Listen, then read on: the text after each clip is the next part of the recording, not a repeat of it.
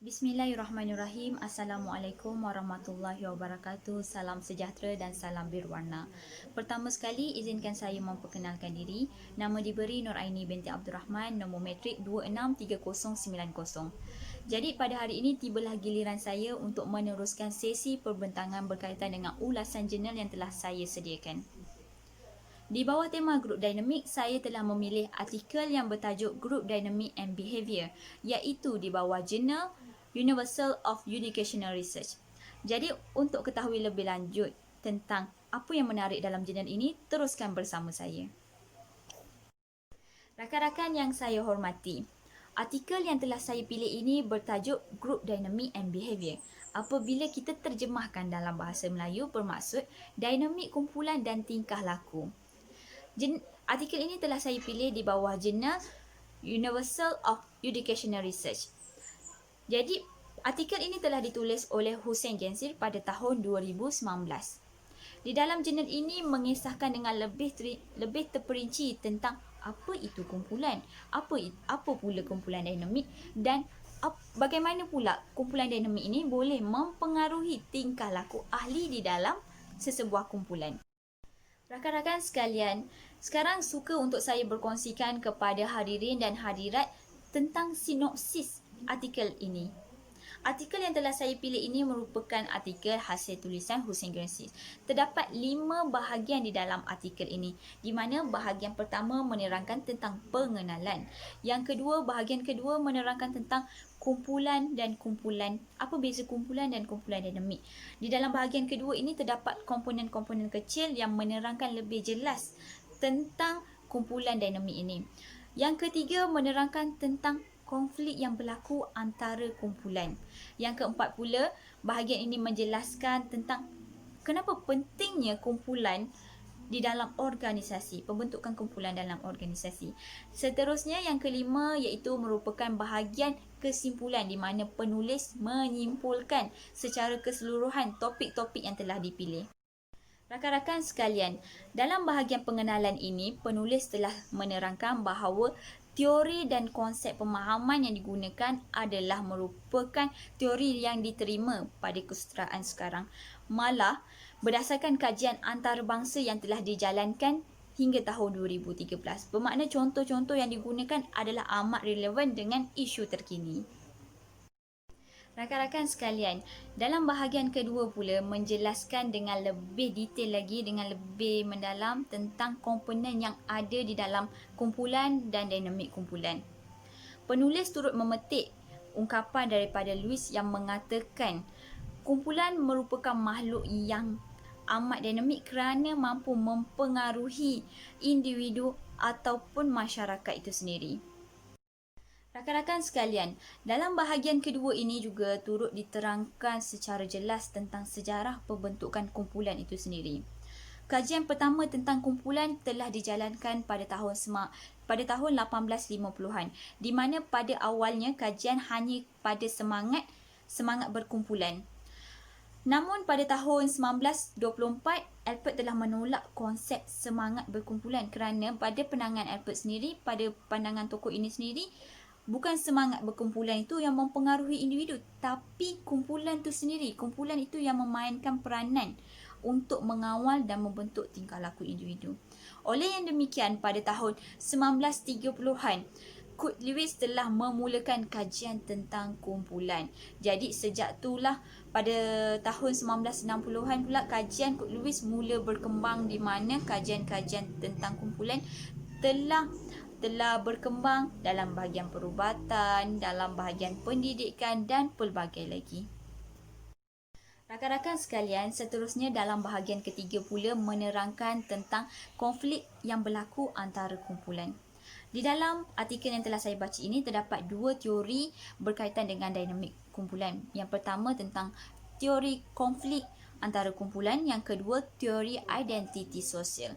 Okey, dalam dua teori ini menerangkan tentang punca berlakunya konflik dalam kumpulan dan antara kumpulan. Antaranya disebabkan persaingan sumber yang terhad serta perbezaan dari aspek kognitif. Namun demikian, tahukah kita semua, di samping kesan negatif daripada konflik ini, terdapat juga kesan positif yang berlaku akibat daripada konflik.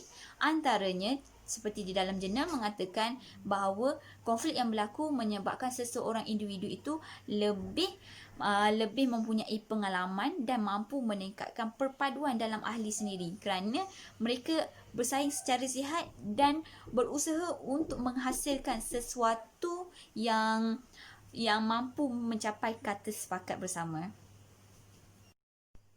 Di samping itu juga, dalam bahagian yang keempat pula menerangkan tentang apa kepentingan kumpulan terhadap organisasi.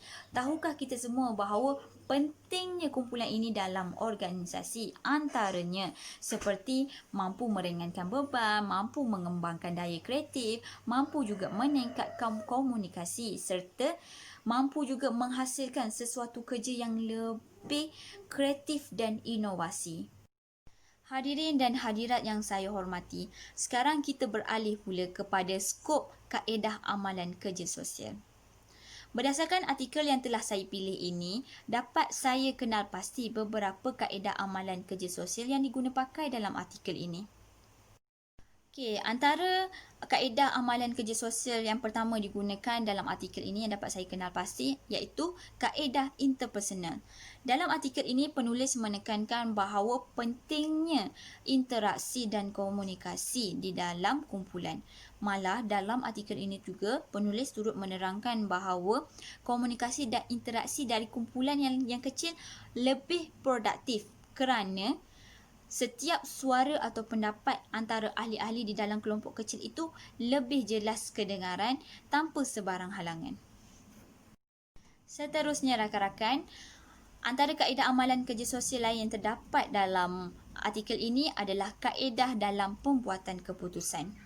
Hal ini jelas dapat dilihat apabila penulis menekankan bahawa kaedah pembuatan keputusan yang lebih komprehensif secara kolektif amat ditekankan. Dalam kaedah ketiga berkaitan dengan amalan kerja sosial yang saya temui dalam artikel ini adalah kaedah pemikiran kritikal dan berasaskan bukti.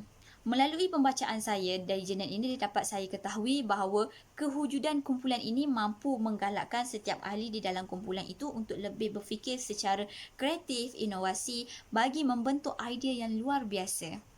Namun demikian, penulis turut menerangkan bahawa bila terbentuknya kumpulan ni, terdapat dua ahli, antaranya ahli yang bersifat sinergi iaitu berusaha untuk membantu meningkatkan kumpulan dengan memberi idea-idea yang kreatif. Yang kedua pula, kategori ahli yang bersifat free riding, di mana ahli yang hanya duduk diam tanpa memberi sebarang bantuan namun menumpang nama.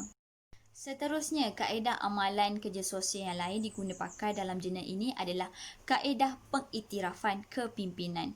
Hal ini jelas dapat saya ketahui melalui pembacaan saya, di mana menurut penulis, kepimpinan dalam kumpulan itu wujud apabila menerusi interaksi antara kumpulan dan daripada sikap individu itu sendiri yang menonjolkan sifat-sifat kepimpinannya melalui interaksi, komunikasi dan tingkah laku. Tambahan lagi, antara kaedah amalan kerja sosial yang diguna pakai dalam jurnal ini termasuklah kaedah kemahiran kognitif, di mana melalui kaedah ini berlakunya proses penilaian, proses analisis. Meskipun ada kepelbagaian dari dalam kumpulan seperti perbezaan budaya, silang budaya, perbezaan dari aspek individu, ciri individu sendiri, namun penerimaan kognitif menyebabkan individu di dalam kumpulan itu saling menerima dan menghormati. Sebagai kesimpulannya, jelaslah bahawa kumpulan mampu mempengaruhi individu. Akhir kata daripada saya, sesungguhnya yang baik itu datang daripada Allah dan yang kurang itu datang daripada kelemahan diri saya sendiri. Semoga perkongsian yang saya berikan sebentar tadi mampu memberi sedikit penerangan tentang apa itu kumpulan dinamik. Akhir kata daripada saya, wabillahi taufiq wal hidayah. Wassalamualaikum warahmatullahi wabarakatuh.